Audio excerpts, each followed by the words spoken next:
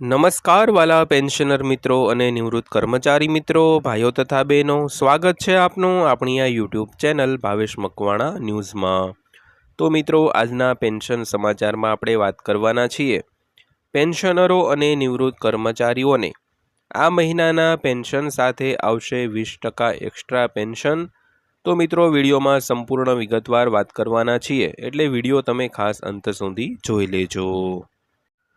તો સૌથી પહેલાં વાત કરીએ તો 8મું પગાર પંચ કેન્દ્રીય કર્મચારીઓ માટે સારા સમાચાર। વાસ્તવમાં એક અહેવાલ મુજબ એવું કહેવામાં આવી રહ્યું છે કે પગાર વધારા અને ભથ્થાઓની અસર જાન્યુઆરી 2026થી ગણવામાં આવશે।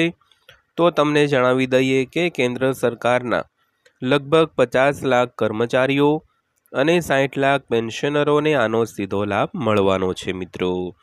તો મિત્રો, ખાસ કરીને 8મું પગાર પંચ જ્યારે પણ લાગુ થાય પણ તેની અસર છે તે 1 જાન્યુઆરી 2026ના રોજથી જ ગણવામાં આવશે।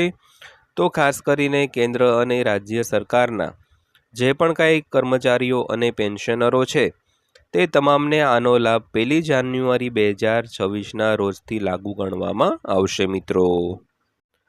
તો વિગતવાર વાત કરીએ તો કર્મચારીઓ માટે સારા સમાચાર છે।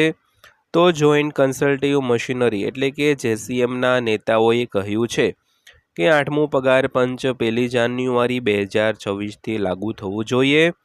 તો ભલે તેની જાહેરાતમાં વિલંબ થાય, તો તેમનો દલીલ છે કે દરેક પગાર પંચ સમયસર લાગુ કરવામાં આવ્યું છે અને કર્મચારીઓને તેમના અગાઉના બાકી પગાર પણ મળવા જોઈએ। તો આ કર્મચારીઓ માટે મોટી રાહત હશે। તો તેમને આર્થિક રીતે ફાયદો થશે, એટલે કે જો સરકાર તેનું નોટિફિકેશન મોડું બહાર પાડે છે તો પણ પગાર વધારા અને ભથ્થાની અસર જાન્યુઆરી 2026થી ગણવામાં આવશે। તો તમને જણાવી દઈએ કે કેન્દ્ર સરકારના લગભગ 50 લાખ કર્મચારીઓ અને 60 લાખ પેન્શનરોને આનો સીધો લાભ મળશે મિત્રો। તો મિત્રો, ખાસ કરીને જે જેસીએમના જે યુનિયન છે તેમના નેતાઓએ કહ્યું છે કે 8મું પગાર પંચ 1 જાન્યુઆરી 2026થી લાગુ થવું જોઈએ, ભલે તેની જાહેરાતમાં વિલંબ થાય પણ વાત કરીએ તો 8મું પગાર પંચ 1 જાન્યુઆરી 2026ની અસરથી જ લાગુ થશે। તો તેઓ દલીલ કરે છે કે પગાર પંચ અત્યાર સુધીમાં જેટલા પણ લાગુ થયા છે તે સમયસર લાગુ કરવામાં આવ્યા છે અને કર્મચારીઓને તેમના અગાઉના જે બાકી પગાર હોય તે પણ મળવા જોઈએ મિત્રો। તો શું છે સમગ્ર વિગત તેની વાત કરીએ તો કર્મચારી સંઘના નેતા શિવગોપાલ મિશ્રાએ કહ્યું છે કે 8મા પગાર પંચની ભલામણો જાન્યુઆરી 2026થી લાગુ થવી જોઈએ। તો ભલે સત્તાવાર જાહેરાતમાં વિલંબ થાય, તો એક મુલાકાતમાં મિશ્રાએ સમજાવ્યું હતું કે પગાર વધારાની અસરકારક તારીખ 10 વર્ષથી લંબાવી શકાતી નથી। તો તેમણે કહ્યું કે 7મા પગાર પંચની જેમ 8મા પગાર પંચના લાભો પણ જાન્યુઆરી 2026થી લાગુ થવા જોઈએ। તો ભલે આ સંદર્ભમાં કોઈ જાહેરાત પછીથી કરવામાં આવે મિત્રો।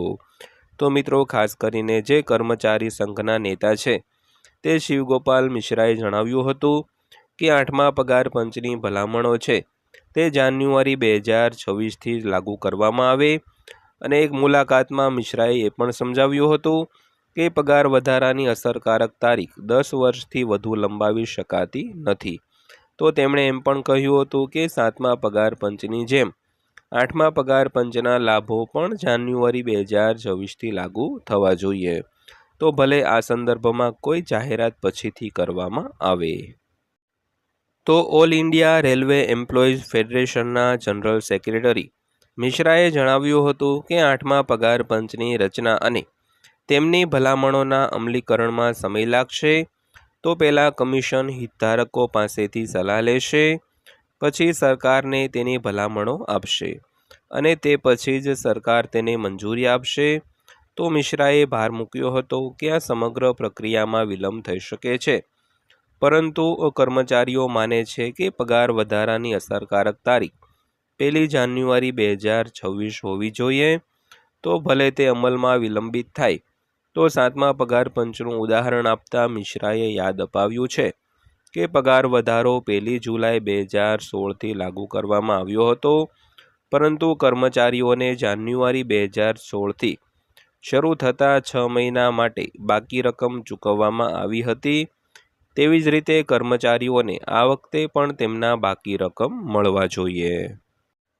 ત્યારબાદ વાત કરીએ તો એમ્બિટ ઇન્સ્ટિટ્યુશનલ ઇક્વિટીઝના એક રિપોર્ટ મુજબ 8મો પગાર પંચ 2026માં લાગુ થઈ શકે છે, તો ફુગાવાનો દર 6થી 7% રહેવાનો અંદાજ છે, જેને કારણે પગારમાં 30થી 34%નો વધારો થઈ શકે છે। તો સરકારે હજુ સુધી સત્તાવાર રીતે તેની જાહેરાત કરી નથી, પરંતુ ફુગાવા અને આર્થિક વૃદ્ધિને ધ્યાનમાં રાખીને નવું પગાર માળખું બનાવવામાં આવશે। તો તેમનો ધ્યેય તમામ પદો માટે સમાન પગાર સુનિશ્ચિત કરવાનો છે મિત્રો। તો મિત્રો ખાસ કરીને જે 8મો પગાર પંચ લાગુ થશે ત્યારે પગારમાં 30થી 34%નો વધારો થશે, અને આ તમામ ધ્યેયો છે તે તમામ પદો માટે સમાન પગાર સુનિશ્ચિત કરવાનો છે મિત્રો। તો મિત્રો આ હતી આજની માહિતી પસંદ આવી હોય, વિડીયો સારો લાગ્યો હોય તો વિડીયોને લાઇક કરજો, અને આવી જ માહિતી જોવા માટે આપણી આ ચેનલ પણ સબસ્ક્રાઈબ કરી લેજો।